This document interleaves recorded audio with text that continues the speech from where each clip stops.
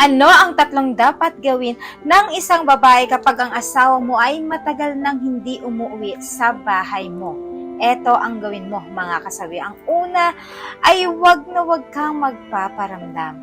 Alam nyo ba, mga kababaihan, kapag ang isang lalaki ay alam nila na hinahabol natin sila, alam nyo ba, mga kalalakihan, ay naku po, paarte yan at higit sa lahat, ay talagang hindi ka nila papansinin kapag alam nila na habol ka ng habol sa kanila.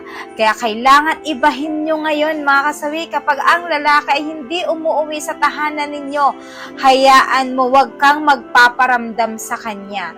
Wag kang magte-text, magko-call, tumatawag sa kanya, tigit sa lahat, hayaan niya lang siya, kasi wag kang magparamdam ng isang linggo. Alam niyo ba, kapag ginawa niyo yan, ang mga kalalakihan ay magtataka ito bakit wala kang paramdam sa kanya.